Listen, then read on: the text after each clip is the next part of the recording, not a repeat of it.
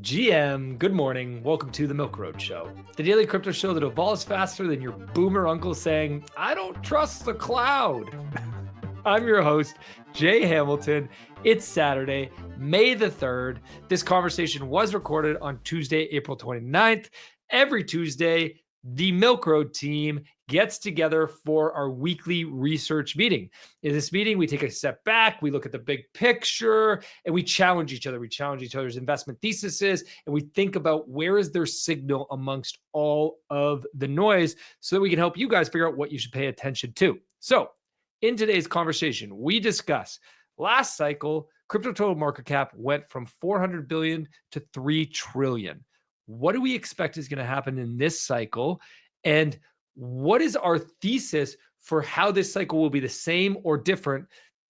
Hint, hint, hint. It's going to be different in our view so that you can update your investments and not get stuck playing the same playbook as last time.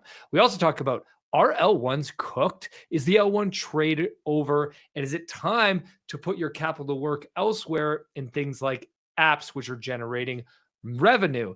We're going to break that down. Also, at the end, I really like this take that we got into, which is, are stocks like Coinbase and Robinhood the real altcoin trade of this cycle? If you don't know what I mean, listen to the end to learn more about that. Before we jump in, I got to tell you guys about something really cool that the pro team has been cooking, and they just launched today, Saturday. So they've just launched their first monthly market pulse. They're going to be doing this every month, and this one is, you guessed it, for May. This is a 20-page report they're going to write every month, which basically gives you the signals of where the data is telling us to park your investments for the month ahead. If you only were to read one thing a month in order to help your crypto investing, this would be it. Now, unfortunately, all of this alpha doesn't come for free. You're going to have to be a pro member to get access. You can read the intro for free and then decide if you want to go pro. Hit the link in the show notes. Check out pro today. You guys are going to love it. In addition to this report, there's also a video to go with this report where we dive into further thoughts on how we came up with this report and why we are so strong on our thesis right now as we head into May. So check it out. Today's episode is brought to you by Ledn. Get cash without selling your Bitcoin. It's also brought to you by Coinshift, powering top crypto treasuries with their yield-bearing stablecoin CSUSDL. Welcome, guys. Next pro research meeting today. Not many researchers, just me, because Kyle and Adrian are somewhere, I don't know where, but it's just me and Jay today. But we'll take that opportunity, and I will just try to get Jay's feedback on our thoughts and perspectives on the markets, because he's talking to many smart people and collect a valuable feedback from those guys. And I really want to just run our thoughts with him and get his views on the markets and really just discuss more broader trends and topics we see interesting in the markets these days. So we're going to start by talking about this cycle. Is it the same like the previous one, or is it going to be some different cycle this time, or not really? Then we want to talk about Bitcoin and its role for the whole space, basically, and for the markets. And then we want to talk about layer ones. Are they cooked or not? Because I'm going to walk you through why we think that layer ones might have a difficult times this cycle. And then we are going to talk about apps and where the opportunity lies this cycle, where we think that the opportunity lies. And then we are going to wrap this up by discussing the idea of where the most value will be captured, whether it's in tokens or is it going to be stocks like Coinbase and Robinhood and these type of guys just really leveraging and using this blockchain technology and bringing this new innovation space to their products, and therefore the value will be captured in stocks and in kind of traditional markets, if you will. So yeah, that's the agenda for today, and I'm happy I can pick up Jay's brain today. So I'm happy. I'm happy you're here. This is an exciting lineup we got today. Answering some big hitter questions. Forget Kyle and Adrian. Who needs them? Let's go. Yeah. All right.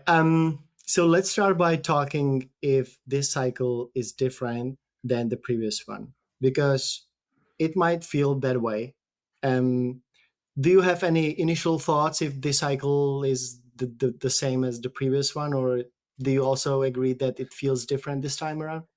Yeah, I think it's different for sure. I mean, I I think like a lot about the quote that history doesn't repeat itself, but it often rhymes. So yes, yes, I think it's different, but in some ways, I also think it's the same. So you can't get in the trap of saying, "Oh, it's all different" or "It's all the same."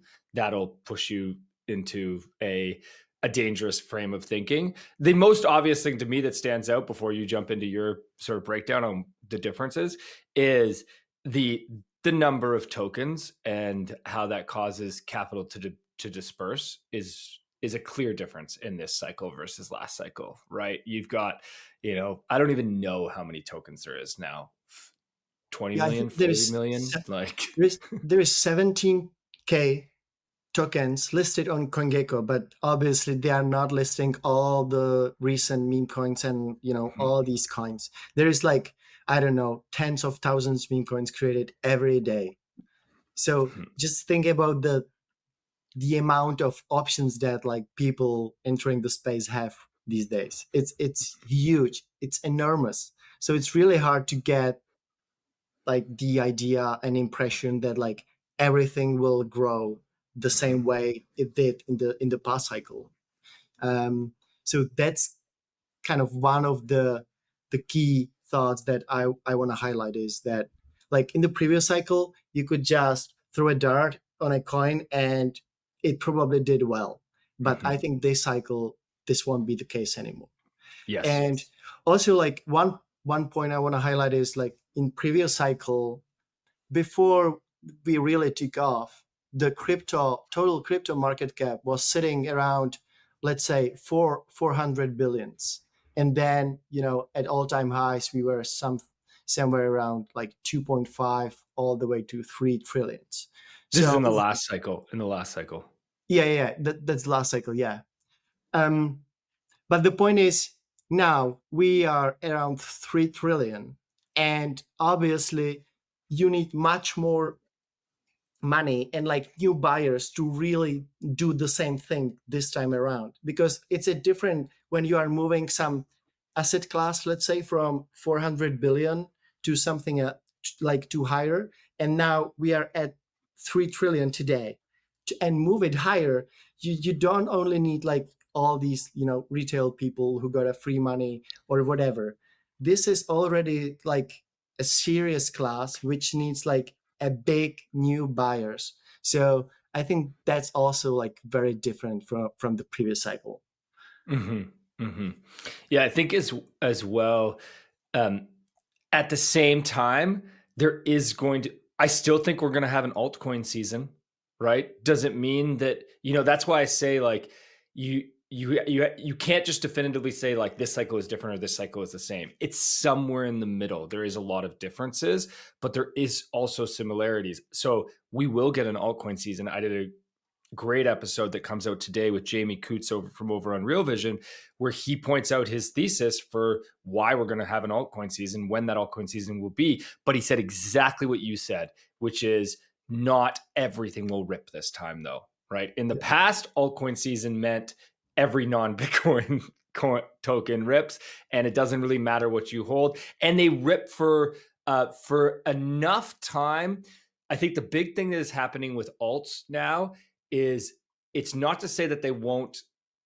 They all could rip at some point. Like garbage ones could rip at some point. I wouldn't be surprised if it happens.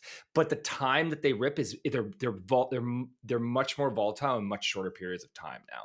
So in the past, you could bet on altcoin season and you'd probably be safe because you had a few months to like plan your entry and plan your exit and time it. Whereas now it's much quicker and that volatility happens faster. So you have to be really, if you're trading alts is just getting, to me, it's becoming higher and higher risk for the rest of this cycle because you have to be so on it. It is much harder to time them.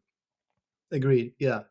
Yeah. I want to add, this cycle might be still the same one, in a sense that, the altcoin season in the previous cycle in 2021, it started when the central banks ended up their quantitative tightening and started quantitative easing, and that hasn't happened yet, just yet. So like, we are still waiting for that liquidity to enter the market. So like, this whole idea of liquidity cycles and business cycles is still intact. In fact, it's going probably to change quite soon, and like, that's when you want to be positioned in the market. And in that sense, like, the market is not going to change. Like, we are gonna probably correlate and follow that liquidity cycle anyways. Maybe it's not perfect, 4-year cycle as it was like in the previous cycles, but it's still waiting for that liquidity coming into the markets, and it will probably be the same cycle in that sense. Selling your Bitcoin should be a last resort when you need cash. That's why there's Ledn, the trusted platform for Bitcoin-backed loans. You can unlock cash in as little as 18 hours with no monthly interest payments and no prepayment penalties. They've issued over $9 billion in loans and never lost a single Satoshi of client funds, even during the chaos of 2022. If you're a long-term hodler, this is the move. Get liquidity without selling at milkroad.com/Ledn, spelled Ledn. Meet CSUSDL, the stablecoin built for institutions and DAOs. Don't just hold basic stablecoins, earn yield, all without compromising security, backed by regulated real-world assets and secured with institutional-grade risk management by our friends at Stakehouse Financial. Put your treasury cash to work, earning native yield and protocol rewards, built by the team behind Coinshift, which is trusted to manage over $1 billion in business treasuries on-chain, including Aave, Gitcoin, and hundreds of leading institutions. CYCSUSDL is gaining traction at milkroad.com/Coinshift. Yes, I completely agree with that. Like the macro perspective, we are in a macro economy where we need to refinance debt. We have debt refinancing cycles, and those debt refinancing cycles are happening. There's $9 trillion of debt in the US that needs to be refinanced. We all talk about it. That refinancing will lead to more liquidity coming into the system in the back half of this year.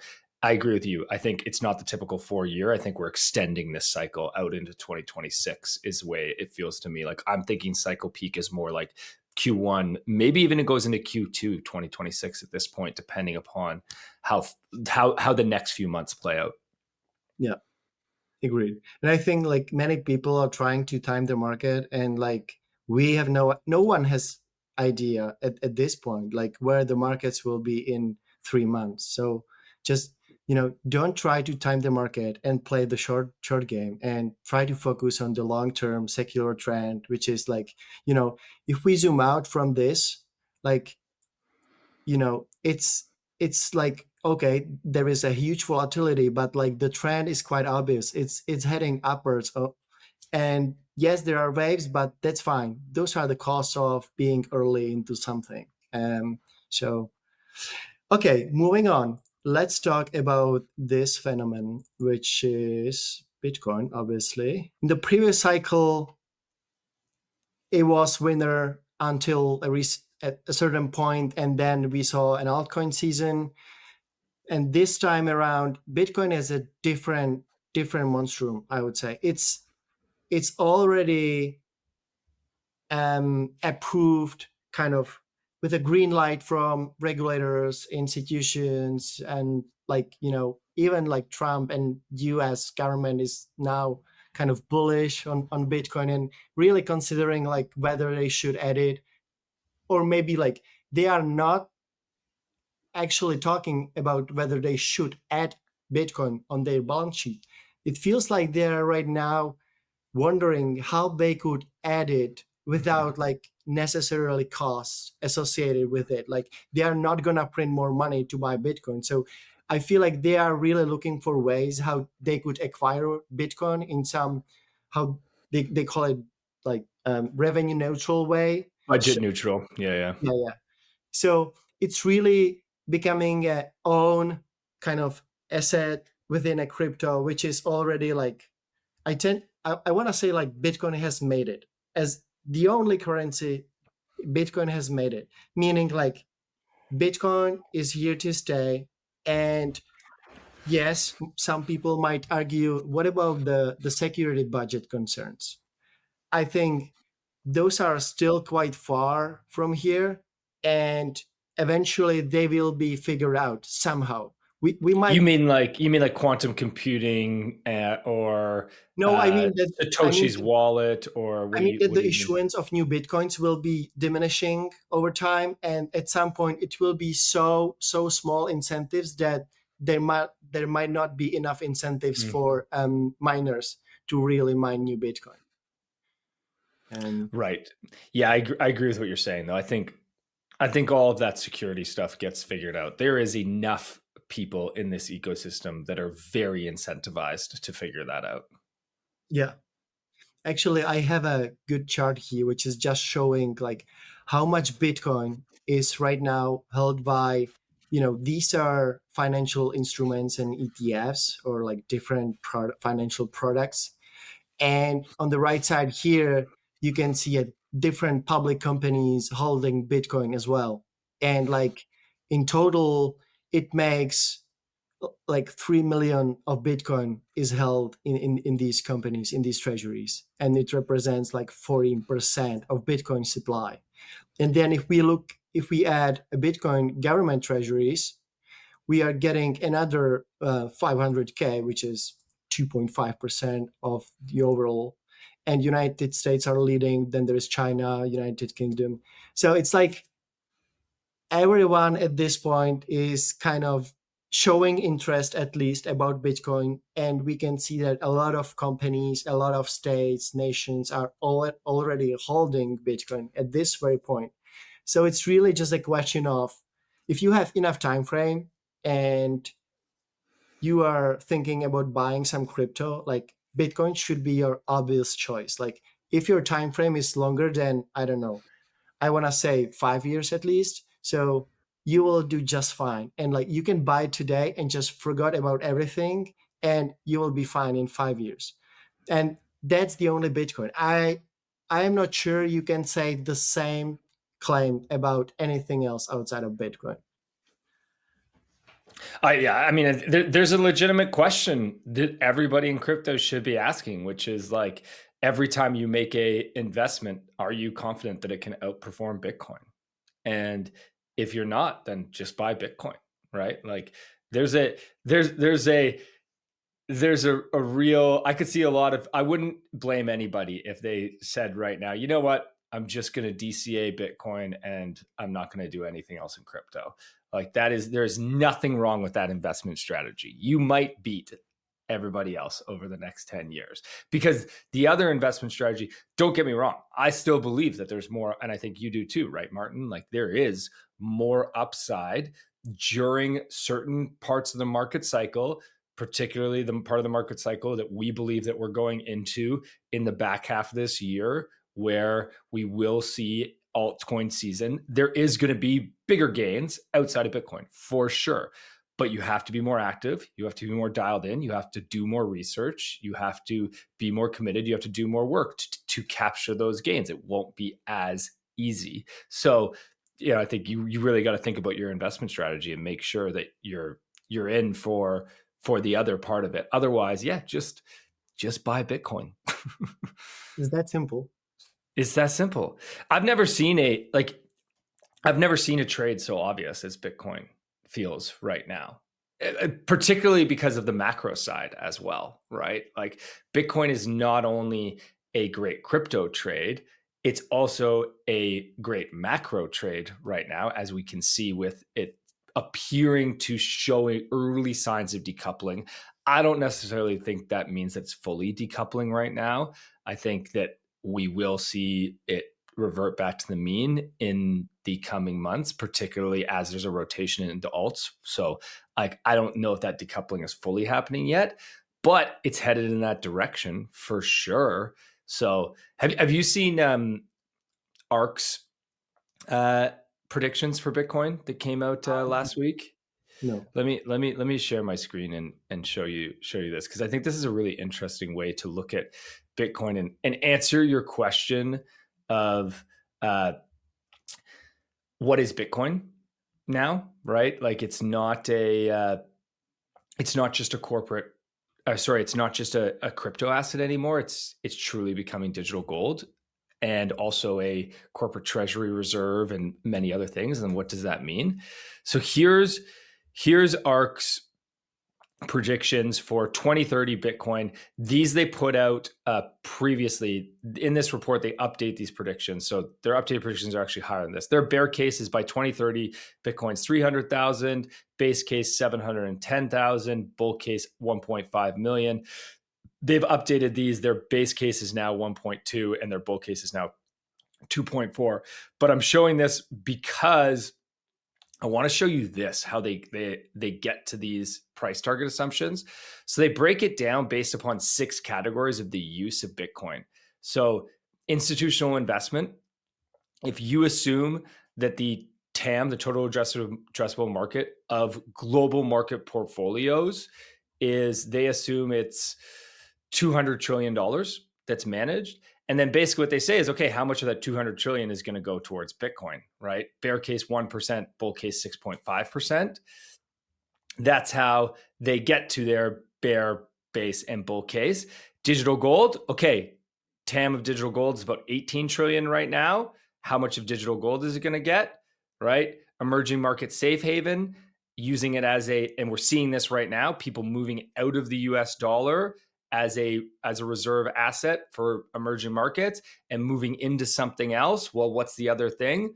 Bitcoin, nation state treasury, that's the strategic Bitcoin reserve, and various governments buying Bitcoin. How much are they going to do? Corporate treasury. And then obviously Bitcoin on-chain financial services, which is actually funny because it's by far the smallest bucket out of all of these.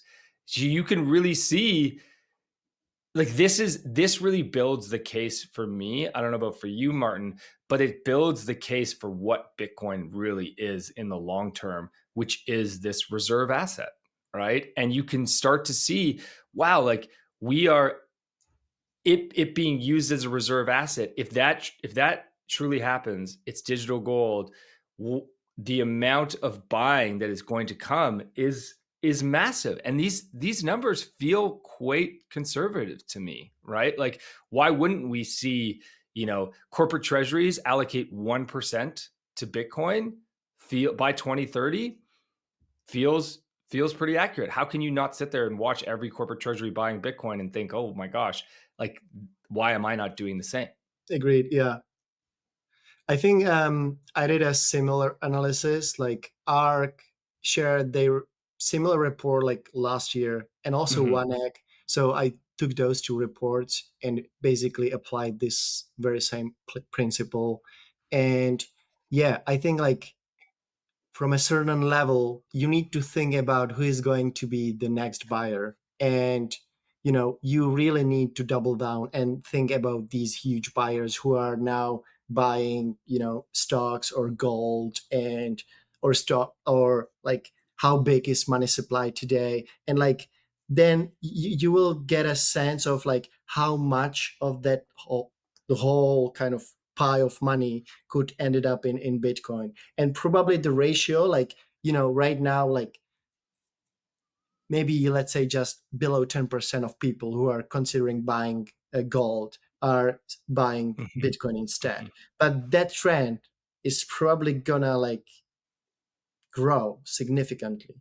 And it's not just it's for everything else. Like instead of maybe just holding gold or US treasuries, you might just want to hold Bitcoin.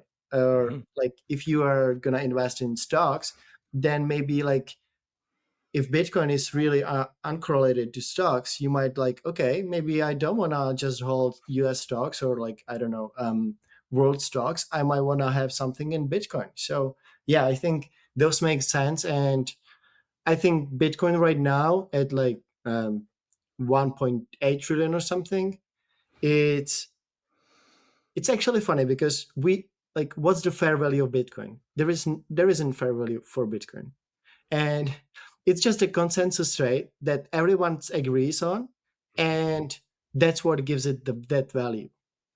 Um, and I think actually that's a good segue to the other topic I want to discuss here, and that's layer ones, because at this point there isn't any layer one which could justify their valuation.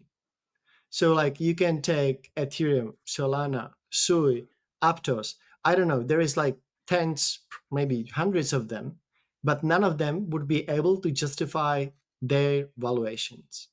And I got it like in previous cycle. That's when we really kind of discovered smart contract platforms, and the potential was enormous, and it's still enormous, but now we are really learning like how they are going to capture the value and who is going to capture that value, and like we are now much smarter than we were in the previous cycle. But yet people tend to look back in 2021 and say like, hey, Ethereum topped up, I don't know, it was I have it on chart here actually, it was around 500 billion market cap. And so should we now assume, yes, there was a technological like innovation and development ongoing, so Ethereum right now is like technologically speaking in much better position than it was before, but it's still like 60% below those valuations. And why is that? Well, I think it's because we are assigning this huge value, these huge premiums to layer ones, because we are still assuming they all have that huge potential to becoming another $1 trillion asset. But is that really true? Or like, should we value them or just solely on cash flows they generate? Um, my take is I don't think we should value them just based on fees they generate. I think there is a part of them which should also have that premium. Like, we were just talking about Bitcoin, and its valuation is just because of there is a whole consensus that Bitcoin is digital gold.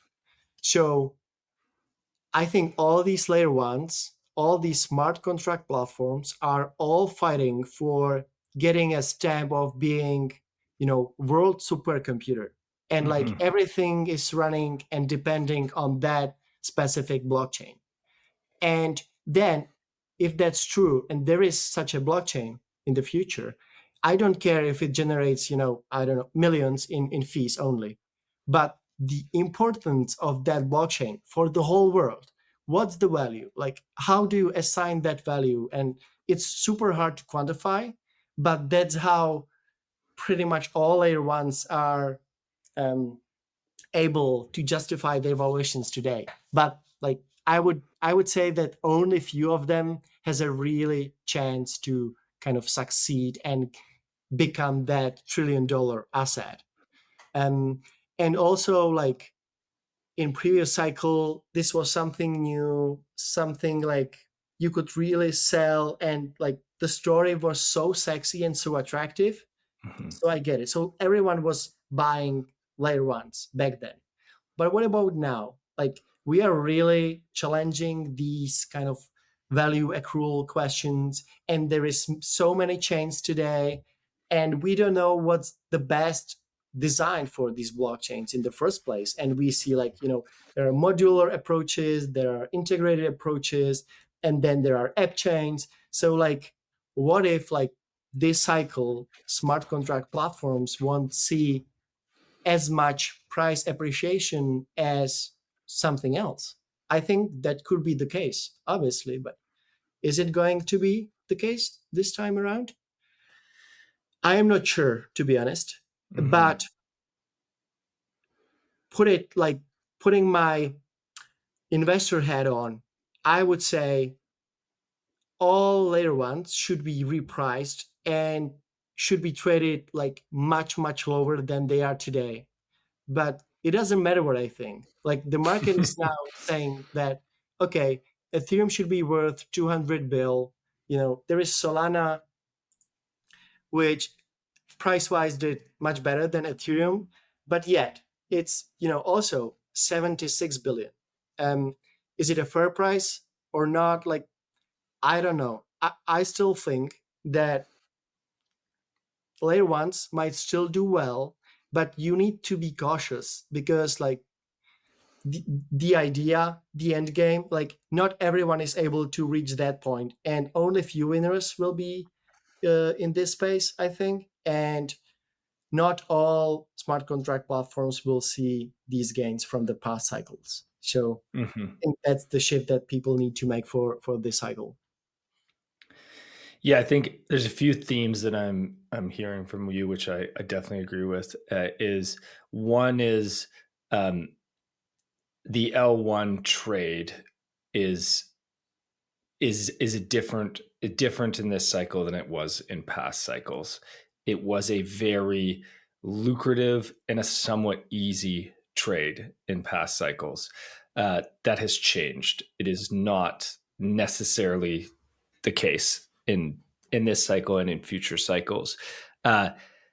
Also, there's been a change in risk, right? Like as an investor, I think you always view everything through the lens of risk, and there's a big change in risk, and that you have higher risk with the L1 trade because there's a lot more competition, right? And so when you have a lot more competition, it's hard to know who's going to win. We are still early enough that yes, Solana and Ethereum have significant moats and significant network effects that will be very difficult to catch up to, but it's still early enough that we can't say here's the number one winner. Now, I will say, I think you and I will both agree that most likely there will be one chain that is the supercomputer of the world. It won't own 100% of smart contract platforms, right? It'll have somewhere in the range of probably like 60 to 80% would be my guess. And then there will be a few others. So there'll probably be like one main winner, probably a second place, and then probably like maybe up to 5 general purpose smart contract platforms that stick around for the long term and power the world's supercomputer. So I think you and I agree on that, but it's too early to know which one it is. So that makes this trade also difficult.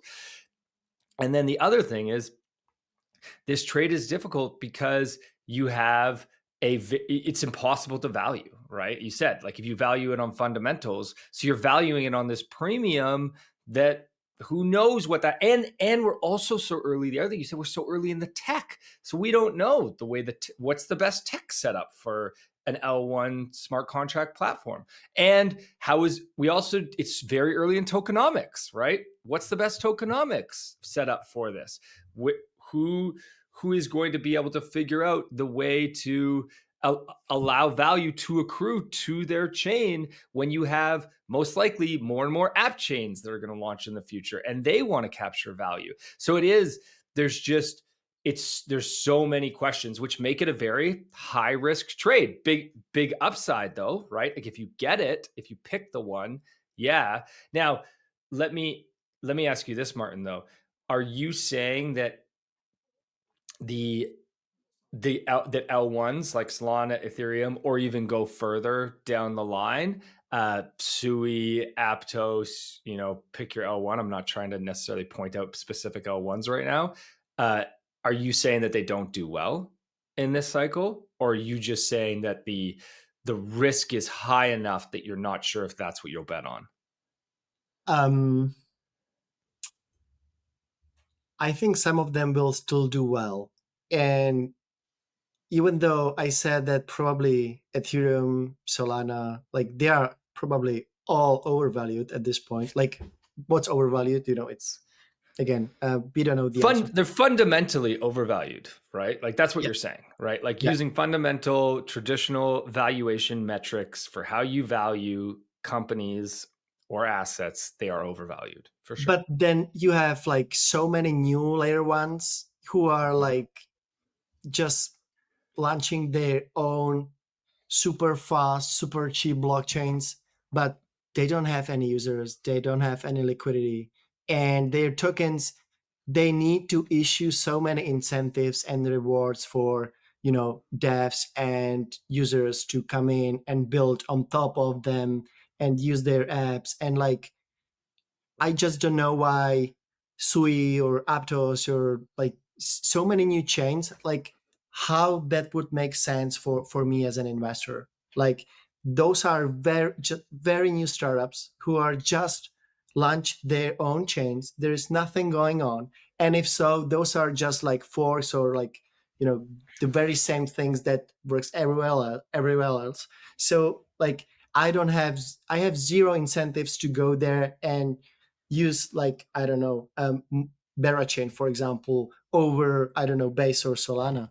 So you really need to think critically. And like, yes, there might be some data showing the TVL growth or something, but it's because like all the projects launching there, they are issuing new tokens and incentivizing users to bridge their liquidity there, use their products.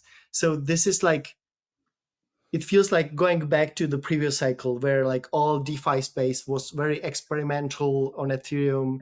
But now we are not in that experimental period anymore. Like, we have so many good DeFi apps which are on Ethereum, Base, Solana, like all these like huge chains, existing chains.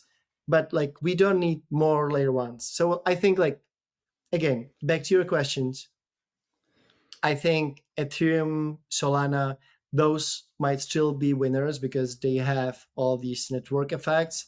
And well, there might be some other layer ones which might get some, I don't know, narrative or some hype, and their valuations might just skyrocket. I don't know. But you will be just a lucky if you catch some of them. But like, fundamentally, you cannot just underwrite the valuations they have, or even like they will have. So I am Yeah. bearish on like layer one space in general, but like, if I should bet on something, I would still bet on the winners within the specific like different approaches. So like, Ethereum is choosing modular approach, and like Solana is choosing the integrated approach. Those are the winners, and I don't think that their market share within these specific approaches will change dramatically in the next few years. Mhm. And that's why I think those are two main um, layer ones leaders. The interesting thing to me is so everything we've talked about so far with L1s is all fundamental based. If we talk about sentiment and more the pumpamental side, the narrative side, one thing that you and I both know is L1s are very good at catching the narrative. Very good. Probably the best in the space. Like, they're so good at catching the narrative, we don't even talk about the L1 narrative. Like, that's not even a discussion we have. But when you step back and you think about it, that's really what's been happening for the past 8 years, right? Is there's been this ongoing narrative that you have an opportunity to invest in the world supercomputer, and holy fuck, what an opportunity, and we all want it, right? So the thing I always, my view right now in L1s is, I don't know if I'm not as bearish as you are on L1s. I would say I'm still bullish, but I'm like bullish with an appropriate risk assignment to it. That's the key here, is the risk assignment. Because the reason I'm bullish is I do think that they will get the narrative again, right? I do think in this cycle there will be this like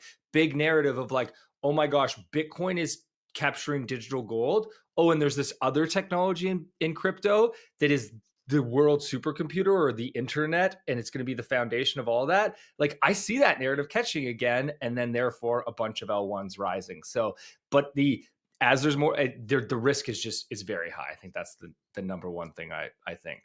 Agreed. Yeah. And like, yeah, maybe I want to share this chart. Go ahead. It's like, you were talking about tokenomics, that's still something we need to figure out. And like, we are now just looking at the blockchains and seeing the fees they generate, and it might feel like Solana had some really good month, I think at the end of the last year. And if you analyze their fees, it was like couple billions. So it was like, wow, that's pretty huge. But then you have the other side of it, and that's the token issuance. They still need to issue new tokens to incentivize the validators, which kind of validate the network and make it all work, right? So those are kind of like costs. You can count them as a cost. And so it's not like they are making billions and like that's super profitable business. In fact, it's not. Like they are still issuing a lot of money to incentivize like these validators. And it's not just Solana, it's Ethereum. It's pretty much all layer ones today are running on a proof of stake consensus. And yeah, this costs a lot of money, so it's not like for free basically. And the ratio here, you can see the fees or real economic values divided by issuance is also going down. So it's kind of signaling like, okay, we might be expecting that more fees are really captured by these blockchains, but in fact it's not. And like the fees compared to issuance is going down. Is that trend going to continue? Well, most likely, because yes, transaction fees on all layer ones are expected to go down over time.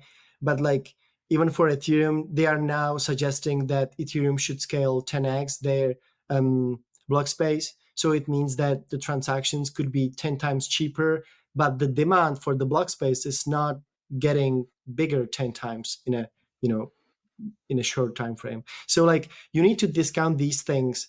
And the last thing I'll say here is we cannot only look at the data and numbers. Like again, we started this conversation about layer ones and what's the value of BlackRock and Revolut and Deutsche Bank, and like all of these guys are now experimenting or trying to build something using Ethereum. So like I don't know, but I think it's really easy to fight Ethereum these days. And I think there is some shifts in the Ethereum Foundation. And I don't want to show Ethereum, but you need to see these kind of qualitative metrics that are changing there, which are not seen on the blockchain. But that's what is going to define the future. I remember we had a conversation last year about the Bitcoin when there was a conference in Nashville, and everyone was basically talking about is US going to announce that Bitcoin will be added on their balance sheet, whatever. And I was like, hey, it doesn't matter if they are gonna do it or not. Just the fact that it's happening, that's huge, and you need to reflect that. And now I think that something similar is happening on Ethereum, and that's those builders and investors who are now talking with Ethereum Foundation and the new executive directors are like super bullish, and you can feel that the vibe, the sentiment around Ethereum is changing. It's still not like very broad consensus, and like crypto Twitter is still very negative, and we should sell all ETH and those kind of stuff. And maybe the best way to play it is like you might stay like kind of conservative for Ethereum. You don't need a huge exposure, but like monitor the market closely. And the more companies, the more institutions are like launching on top of Ethereum or somehow interacting or issuing their tokens on Ethereum, like have a close eye on that. And if that's changing, don't wait until the crypto Twitter is super bullish on Ethereum. It's going to be too late. You need to look at these fundamental metrics that are now in question, but those are the main drivers for Ethereum price going forward, I think. Yeah. It's so interesting. You can, here you are, we started this conversation saying very bearish on the L1 trade, and now we're ending it saying bullish on Ethereum and feeling good about it. So it shows how difficult this trade is, right? Like we at the start of the episode, we said, and again, I keep coming back to like, it's all about risk and how much risk you're willing to put your capital under. And that's why I say the Bitcoin trade feels like it has such low risk. Like I see only win-win on the Bitcoin trade, right? That's all I see right now. So whereas the L1 trade higher risk, but I think you said, as you said, I agree. Like I'm still heavily invested in Solana and Ethereum, right? And I believe very strongly. And I'm tempted to invest in a few other L1s like a Sui or a Near just to get some opportunity on that upside. Because now, obviously, I'm talking about small dollars, but I won't deny that I'm very tempted to do that Yeah. right now. Because let's shift, because I think that that this is a natural. Okay, so if we're so bearish on L1s, and if L1s are cooked, what are we doing with our capital then? Where else can we put it? So if layer ones are cooked, who's gonna shine this time? And I think the answer could be apps. And by apps, you can think of Maker or Aave or Uniswap or Coinbase or like whoever is building and shipping and making sure that they have a good product, they have a users, they are growing in terms of market share, they have revenues. Because at the end of the day, if you are a serious investor in this market and someone you are going to show someone your portfolio and you are going to underperform the benchmark, let's say Bitcoin or something, and then you are digging down deeper into your portfolio allocation, then if you hold layer one, and we were talking about layer ones for some time, you might still feel like an idiot if we are looking back and say like, why have you held, I don't know, Ethereum when it was valued 200 billion? Maybe like everything I said wasn't really true, and like Ethereum is super overvalued and it will just slowly go down and it will just settle around, I don't know, let's say 20 billion. So it's like 90% going down from these levels. So what about Solana? Like again, you might have a hard time to justify holdings of these assets for someone else. And what is something much easier to hold and something much easier to understand and to justify is applications, because they generate revenue. And if something generates revenue, then they are most likely making some profits, or at least they have some product that's working clearly. And if they are growing its market share, then that sounds like a business I want to hold, I want to get exposure to. And I feel like we are getting back to the roots of investing. That's what really investing should be about. You should find businesses that thrive. And I'm not saying there are hundreds of them in crypto, not at all. There are just few of them. But at the end of the day, that's how you should look at the market and where you should be looking for investment opportunities within application space, I think. And we can see on this chart that applications are already generating more fees than blockchains itself. So again, maybe layer one was a good deal, good trade in the previous cycle, but what if applications are the best trade for this cycle that is going, I don't know, it's going to happen eventually. Mhm. And I really think that the infrastructure, the blockchains, the bridges, like all these things are in place. We don't need more in that regard, but we need more users. We already have a lot of users, a lot of applications that are really good. We only need to bring new users to these applications. And maybe in the past, we also thought like, hey, if Maker is going to build something cool, everyone is going to, create a MetaMask wallet and buy Ledger and use Maker. It was such a naive way of thinking. Like I I wish no one had, like, this is something we should get rid of. Like no one should be really using MetaMask and like connecting Ledger. It's so It's a fucking nightmare. Yeah, it is. Yeah, user experience is so poor. It's Oh man. horrendous. So like I said, there are good apps, good financial products within DeFi space. We only need them bring to the users. So like users are not coming on chain. They are not downloading MetaMask, all that, yada, yada. But what if all these cool apps are integrated within an existing apps that like exist today and have huge user bases? So that's where I think we will see a next wave of adoption. How is it gonna happen? And it's going through, these existing apps just tapping into the existing DeFi apps, pretty Mm-hmm. much. Does that make sense? Yeah, it's the apps feels, based upon the conversation that we've had, apps feels like the more obvious. It's the fundamental trade right now, right? They have real revenue, they have real users, they have real adoption. You can look at these numbers, and their valuation in comparison to their revenue is nowhere close to the valuation of what LLMs are in comparison to their revenue.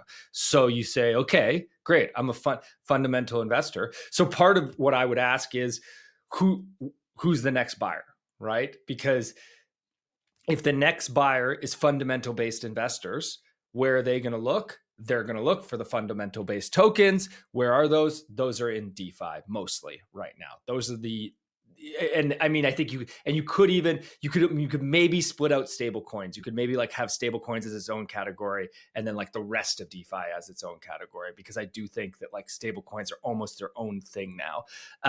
So like that's one way to look at it. The thing that I struggle with on the apps. Okay, let me ask you this obvious question, Martin. Are you saying that you would allocate your portfolio more to apps than to Solana or Ethereum? Yes. Okay, you are. Interesting. And you think that's lower risk?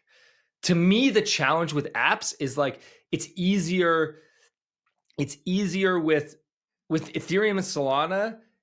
I know that they're going to be around long term. I know that they're going to win, at least for I shouldn't even say long term, medium term, right? I know that they're going to continue to do well for the next several years, right? With apps, it feels harder to pick the apps because they're still new. There's still competition. They don't have the same moats. I don't feel like, I mean, unless you disagree with me. So the risk feels higher on apps. What's your thought? What do you think that would be easier sell to your neighbor or some friend of yours? Like when you show him Ethereum or Solana and what it's doing, or something that generates revenue and some of them are profitable today, and then you say like, okay, assuming that they would pick apps over layer ones, then you would be like, okay, but what are the alternatives I have? So you could pick I don't know, some stock from Nasdaq or S&P, and you would be like, if you have no idea how these stocks are valued, you can just look at price earnings. That's the most simple way to value stocks today. Like not today, it's like the standard approach basically. Most of them have P ratios around 30, and that's fine. So now, what if there is something that has P ratio of, I don't know, single digits, and it's growing in hundreds of percent per year? Like, should that be valued before 30, or should that be valued much, much higher? Mm-hmm. So like, think of the people that manage money, and their only goal is to deliver some good performance, and they want to outperform some benchmark. So they might use S&P or something. So they are looking for these opportunities. Like, okay, we are interested in something that's growing, the high growth in the last month or years. So that's DeFi right there. We want to see a revenue that it's already generating a decent revenue. So it's not just like, okay, they are growing, but they are not charging anything. So like, okay, what if they are gonna start charge some money for their products and the users will disappear? It's not happening. There are products, there are services that generate a significant amount of revenue. And another point I'll say here is they are all software kind of businesses. So they don't need to scale their costs with their revenues. So maybe I'll use Maker as an example. They're making hundreds million in profit today, and they can just scale their product, which is yield-bearing stablecoin, to let's say 30 billion in circulation.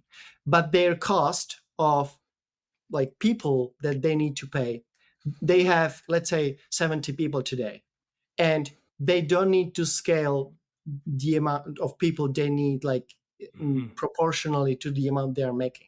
So you can think of, they can still be just team of 50 people who is managing 30 billion worth of assets, and they are making a billion profits. That's something like that effectivity you won't see anywhere else. And like there are all the pieces that all these people managing the big money could put together and say like, okay, yeah, that's interesting, that makes sense, and that's where we want to have some allocation to. But that's not my neighbor though, right? Like going back to your original question, this is where it's interesting. You're talking about institutional investors, right? Which I agree, which is why I think that you are more bullish on the app thesis right now in comparison to the L1 trade, is because you're seeing new buyers, right? In the past cycle, the buyers were retail, right? And as a result, what was retail buying? Retail wasn't buying DeFi because retail doesn't understand DeFi. What's easier to explain, DeFi or an L1 to retail? Honestly, both are fucking hard to explain. So I don't really know that either is, but we started this conversation by saying, hey, there is 17,000 tokens today. And okay, if retail is coming, what they are going to buy, I have no idea. And like the odds that I will select the right asset that they will choose as well is just so hard. Like for some people, Cardano is worth 0. For some people, it's worth, I don't know, 30 billion or whatever it is today. Like, I don't know. I don't have any edge here. But where do I have edge is I think we will see a more sophisticated players entering the space, and they are gonna think the way I'm thinking about the market, and they are gonna buy my bags because like I am trying to think through their perspectives and I'm trying to front run them. And now they might be still on the sidelines because of the macro and like like yeah, I it's agree. fine. They're not risk on right now. They're all Yes, risk off yes. for sure. But once they do, like, yeah, I'll be waiting for you guys. And Yeah, it's I mean it's a solid thesis. What is which apps? Is it just DeFi? Is that the apps, or are you looking at anything else? yeah, I think DeFi is probably the most exciting. And like deep in, it's still too early, and anything else really is exciting at this point. So I would stick with DeFi. And yeah, I think there are like many great apps today. And I was talking about Sky, there is Aave, there is Morpho, there's How do Athena. you decide between going Solana versus going, to me, that's the real question, right? Like, okay, so great, I agree. DeFi apps, let's focus on that. There's really two ecosystems. You either pick the Solana ecosystem or you pick the Ethereum ecosystem. How do you decide? Um, Well, the Ethereum ecosystem has a huge advantage, and that's that most of these DeFi are OGs. So most of their tokens are unlocked. So there isn't any investors dilution going forward. Versus on Solana, most of the apps there launched last year. So there is a lot of unlocks. And obviously, like if all the seed investors are making huge gains, they are going to sell, then there are airdrops, those kind of stuff. So it's just creating a lot of sell pressure on the token side. So I think that's why Ethereum DeFi is going to win. And my only question I have and I'm still not able to answer is because we started that total crypto market cap is about 3 trillion. But how much value is leaking to non-crypto market cap, which is Coinbase or Kraken or Robinhood or Revolut or like all these guys who are gonna leverage Yeah. the products and the technology, but the value is going back to stocks and not in tokens, and therefore it's not accounted in this total crypto market cap. That's something I don't know.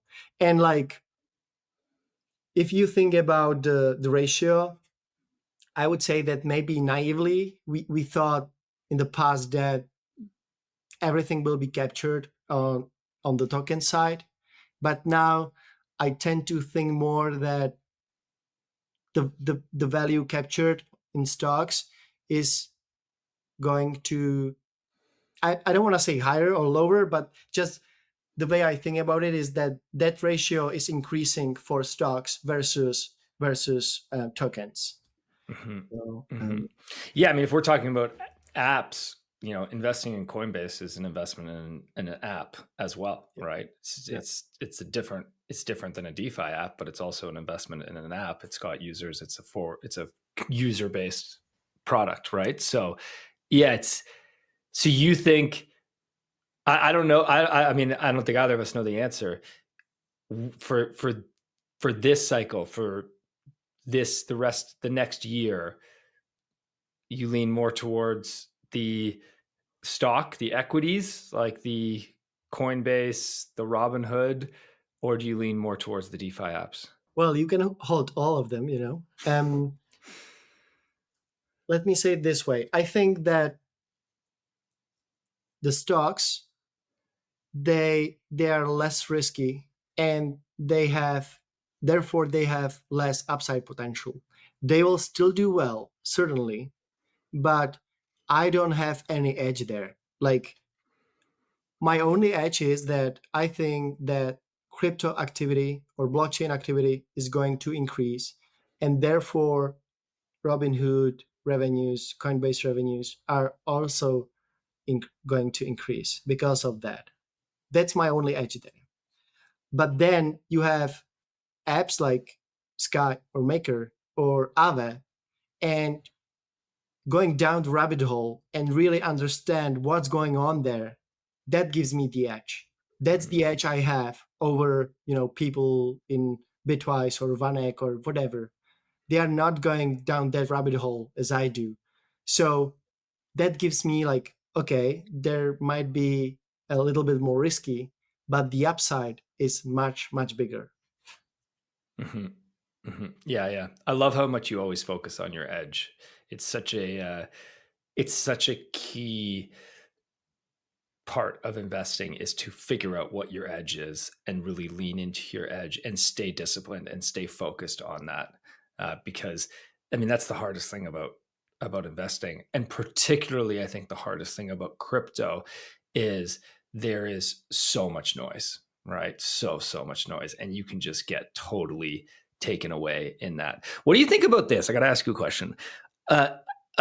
In the episode with Jamie Coots, we were chatting about, he has just allocated to Tron because he sees it as a beta play to stablecoins. And he's really, really bullish on stablecoins. He thinks regulation coming with stablecoins in the US is going to have a big impact on, particularly on USDT and USDC, because it's likely that legislation is going to be non-yield bearing stablecoins, right? Which I think you and I both agree on. So, hey, you want to get exposure to USDT. You believe it's the biggest stablecoin. It's running away with it. You want exposure to that. Well, the way to do that is to invest in Tron. Well, I don't know how the token accrue the value of that activity that's happening on Tron. So, yeah, I don't have any opinions about Tron. It's something like, I don't really have Tron even on my watch list. So, and even like all the people I follow on Twitter, like no one talks about Tron. So it's very easy to FUD Tron. right? It's very Yeah. easy to FUD Tron. You know, you've got key man risk with With a founder who it's centralized, right? Like you have basically one person who's controlling it all. That's kind of a nuts crazy person. That being said, he's coming on the show soon, so I'll ask him a lot of these questions directly. But it is there's the risk associated with it for sure. But the chart that Jamie was showing me was daily fees on Tron right now, $9 million a day in fees. Nobody's even close to that. No chain is even close to that. Like next closest is like Ethereum and Solana around $1 million a day. So I know you like fundamentals, Yeah. you Yeah. know, you think about it, you come back, let me know what you think in a few weeks. Well, I also think that like Tron, if you do some transaction there, you pay 10 cents. And I think there are much better alternatives today than Tron. And yet, like, I get it. They have like a huge advantage of being integrated elsewhere. Like all big crypto exchanges are using USDT in pairs with most of their tokens. So they have a huge network effects for sure. But like, if I see a better product and I kind of struggle to invest in it, you know? Mhm, So, mhm, and again, like, okay, you might have transactions volume on your chain, but eventually what will drive more value is like, if you are just kind of payment network where like people just send money to, I think that's not the ultimate winner of this stablecoin thing. I think the winners will be like where these stablecoins are issued on which chains, and like because they will be issued there and used there because like think of stablecoins as onboarding tools into crypto, because that's what they they really are. Like yes, they are giving access to US dollars to some people and some hedge against like volatility of Bitcoin or other crypto asset, other crypto tokens. But I really think that the winners on this stable coin bus or like stable coin trend that we are about to see are going to be. And again, one more thing. Sorry, I know we are going over time, but let me just say this.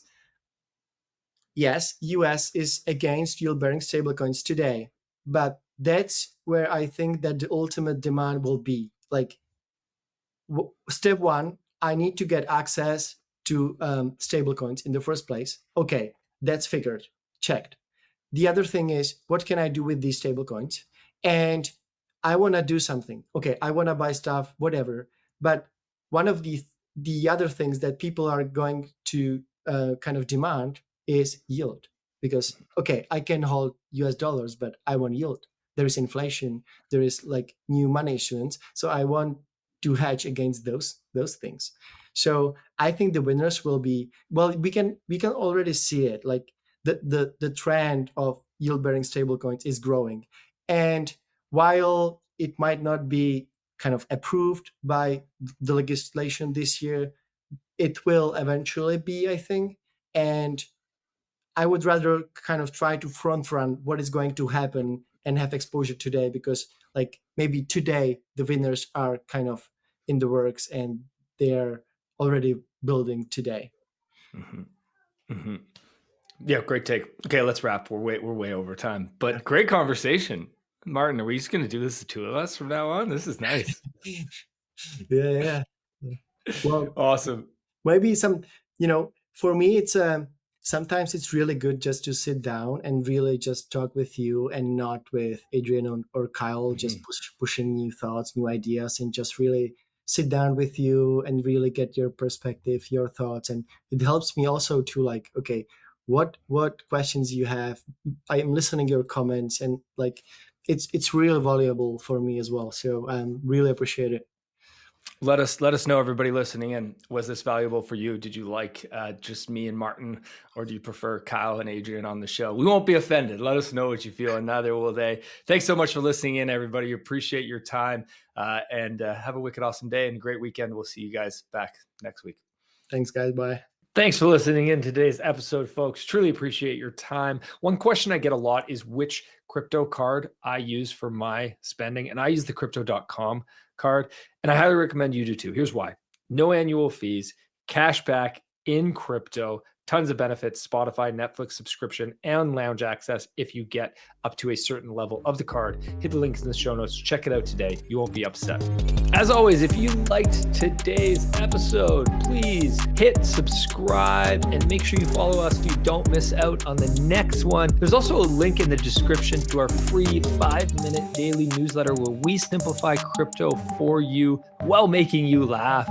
And if you're willing to step up your crypto investing game, we're going to also leave a link for Milk Road Pro. You get access to our portfolio where you can see exactly what we are buying. This is your number one resource to help you invest successfully in crypto. One final note, this show is for educational purposes only, and nothing we say is financial advice. Investing in crypto or any asset is risky, and you should never invest more than you can afford to lose. Thanks so much for listening in, my friends. Have a wicked awesome day.